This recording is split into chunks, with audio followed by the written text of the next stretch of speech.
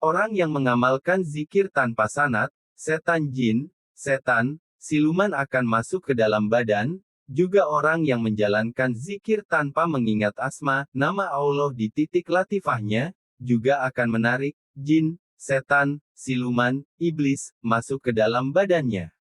Loh kok bisa, kan sedang zikir.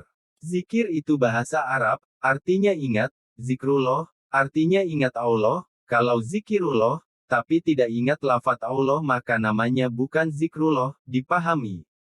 Saya umpamakan, orang melakukan zikir itu kan membaca berulang-ulang, seperti orang melakukan sesuatu berulang-ulang, contoh. Kita memutar roda berulang-ulang, maka akan timbul putaran, makin banyak ulangan, makin banyak putaran, ketika roda itu memutar cepat, maka energi di sekitar akan ketarik ke dalam putaran itu. Coba saja ketika roda memutar kencang, kira-kira plastik atau tangan kita jika didekatkan ke putaran itu kesedot tidak, sekali tangan masuk jeruji roda motor maka tangan akan ke bawah putaran motor, kalau tidak percaya sebaiknya jangan dicoba, nanti tangan bisa hancur. Nah ketika kita zikir berulang-ulang itu putaran makin kencang, energi di sekitar akan ketarik ke dalam badan kita, yang kelihatannya diam sebenarnya sedang memutar mengulang zikir, jika hati, atau titik di dalam tubuh mengingat lafaz Allah, maka ada benteng yang memfilter segala yang ketarik dari energi alam, entah energi udara, air, matahari bulan, angin, jin, setan, siluman, iblis, energi buruk akan terpental tak bisa masuk ke dalam tubuh. Tapi tanpa ingatan pada lafaz Allah, maka energi buruk termasuk di dalamnya jin, setan, siluman iblis, akan ketarik ke dalam badan.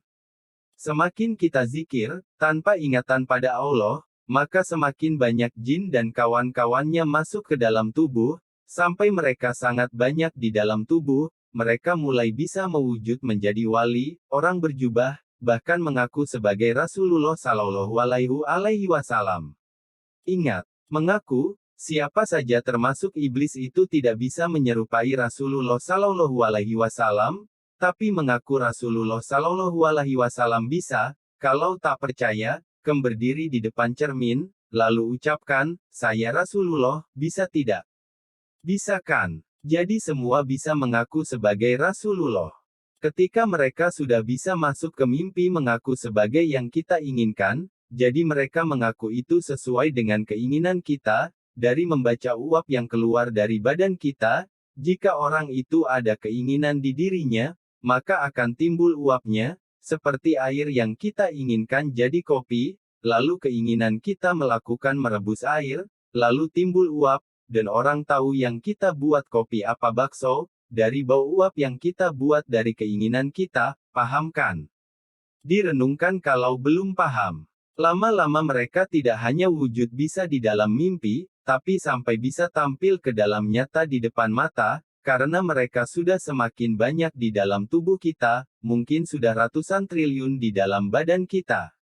Nah setelah mereka mengaku ini itu, kita percaya, maka ruh kita, sukma kita diambil oleh mereka disetorkan kepada iblis, agar mereka mendapatkan keilmuan, kedudukan dari iblis, karena sudah menyetorkan wadal ruh kita yang ditipu itu, dijadikan budak oleh iblis. Jadi usahakan zikir dengan mengingat Allah, karena zikrullah itu mengingat Allah, dan usahakan zikir kita itu bersanad kepada Rasulullah Shallallahu Alaihi Wasallam, jangan hanya zikir-zikir saja. Saya mengingatkan ini, menulis ini, bukan saya iri dengki dengan zikir yang kalian lakukan, tapi saya sayang, jika orang-orang muslim itu ditipu iblis, dan jadi budaknya. Tapi kalau tidak percaya, ya silahkan saja dilanjutkan, itu hak masing-masing membuat pilihan, dan jika merasa benar dengan zikir yang dilakukan, ya silahkan saja. Nanti kalau sudah meninggalkan akan ketahuan apa yang saya tulis ini benar apa tidak.